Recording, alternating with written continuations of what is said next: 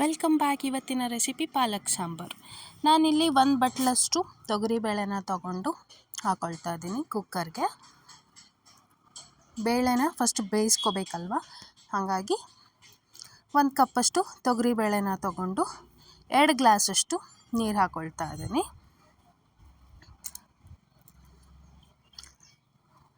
ಹಾಗೆ ಅರ್ಧ ಸ್ಪೂನಷ್ಟು ಅರಿಶಿನ ಹಾಕೋಬೇಕು. ಹಾಗೆ ಒಂದು ಸಣ್ಣಕ್ಕೆ ಹೆಚ್ಚಿರುವಂಥ ಟೊಮ್ಯಾಟೊ ಹಾಕೋಬೇಕು. ಹಾಕ್ಕೊಂಡು ಕುಕ್ಕರ್ನ ಕ್ಲೋಸ್ ಮಾಡಿ 2ರಿಂದ 3 ವಿಷಲ್ ಆದರೆ ಬೇಳೆ ಬೇಯುತ್ತೆ. ಇವಾಗ ಒಂದು ಪ್ಯಾನ್ಗೆ ಸ್ವಲ್ಪ ಎಣ್ಣೆ, ಬೆಂದಿರೋ ಬೇಳೆನ ಸೈಡಲ್ಲಿ ಇಟ್ಕೊಂಡಿದ್ದೀನಿ, ನೀವು ನೋಡ್ತಾ ಇರ್ಬೋದು.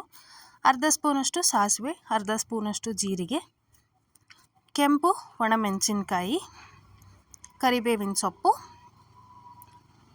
ಸ್ವಲ್ಪ ಹಿಂಗೆ ಹಾಕೊಳ್ತಾ ಇದ್ದೀನಿ. ಹೆಚ್ಚಿಟ್ಕೊಂಡಿರುವಂಥ ಬೆಳ್ಳುಳ್ಳಿ, ಹೆಚ್ಚಿಟ್ಕೊಂಡಿರುವಂಥ ಶುಂಠಿ, ಹಸಿಮೆಣಸಿನ್ಕಾಯಿ, ಹೆಚ್ಚಿಟ್ಕೊಂಡಿರುವಂಥ ಈರುಳ್ಳಿ ಒಂದು. ನಾನಿಲ್ಲಿ ಹಸಿಮೆಣಸಿನ್ಕಾಯಿ, ಕೆಂಪು ಮೆಣಸಿನ್ಕಾಯಿ ಹಾಗೆ ಖಾರದ ಪುಡಿನ ಉಪಯೋಗಿಸ್ತಾ ಇದ್ದೀನಿ, ನೀವು ಯಾವುದಾದ್ರೂ ಉಪಯೋಗಿಸ್ಕೊಳ್ಳಿ. ಹಾಗೆ ಹೆಚ್ಚಿಟ್ಕೊಂಡಿರುವಂಥ ಟೊಮ್ಯಾಟೊ ಹಾಕ್ಕೊಂಡು ಫ್ರೈ ಮಾಡ್ಕೊಳ್ತಾ ಇದ್ದೀನಿ. ರುಚಿಗೆ ತಕ್ಕಷ್ಟು ಉಪ್ಪು,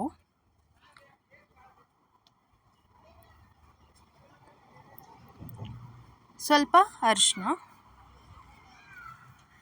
ಹಾಕ್ಕೊಂಡು ಫ್ರೈ ಮಾಡ್ಕೊಳ್ಳಿ.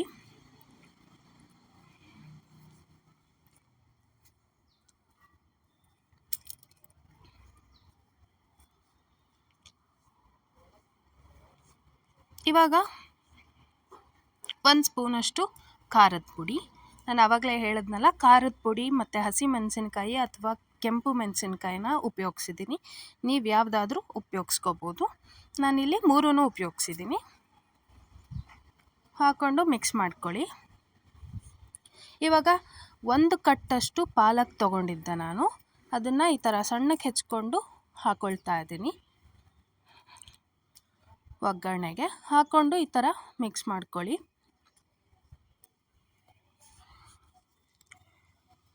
ಇವಾಗ ಸರಿಯಾಗಿ ಮಿಕ್ಸ್ ಆದಮೇಲೆ ಬೇಳೆ ಬೇಯಿಸ್ಕೊಂಡು ಇಟ್ಕೊಂಡಿರ್ತೀವಲ್ಲ, ಸೈಡಲ್ಲಿ ಇಟ್ಕೊಂಡಿದ್ದೆ ನಾನು ಅದನ್ನು ತಗೊಂಡು ಇವಾಗೇನು ನಾವು ಒಗ್ಗರಣೆ ಮಾಡ್ಕೊಂಡ್ವಲ್ಲ ಪಾಲಕ್ ಸೊಪ್ಪಿಂದು, ಅದನ್ನು ಅದಕ್ಕೆ ಸೇರಿಸ್ಕೋಬೇಕು.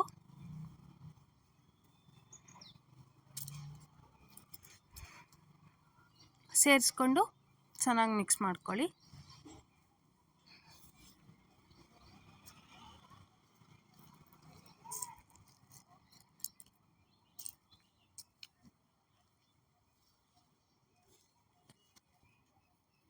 ಮಿಕ್ಸ್ ಮಾಡಿಕೊಂಡು ಸ್ವಲ್ಪ ನೀರು ಹಾಕ್ಕೊಳ್ಳಿ, ಮತ್ತೆ ಮಿಕ್ಸ್ ಮಾಡ್ಕೊಳ್ಳಿ.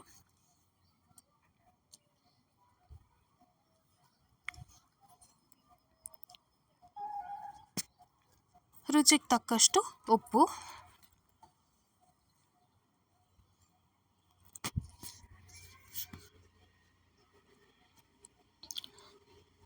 ಒಂದು ಸ್ಪೂನಷ್ಟು ಸಾಂಬಾರು ಪುಡಿ ಹಾಕ್ಕೊಳ್ತಾ ಇದ್ದೀನಿ. ಹಾಕ್ಕೊಂಡು ಮತ್ತೆ ಒಂದ್ಸರಿ ಮಿಕ್ಸ್ ಮಾಡ್ಕೊಳ್ಳಿ. ಇವಾಗ ಲಾಸ್ಟಲ್ಲಿ ಹೆಚ್ಚಿಟ್ಕೊಂಡಿರೋಂಥ ಕೊತ್ತಂಬರಿ ಹಾಕಿದ್ರೆ ಪಾಲಕ್ ಸಾಂಬಾರು ರೆಡಿ. ರೆಸಿಪಿ ಇಷ್ಟ ಆಗಿದ್ದಲ್ಲಿ ಲೈಕ್ ಮಾಡಿ, ಶೇರ್ ಮಾಡಿ, ಕಾಮೆಂಟ್ ಮಾಡಿ, ಹಾಗೆ ನಮ್ಮ ಚಾನಲ್ನ ಸಬ್ಸ್ಕ್ರೈಬ್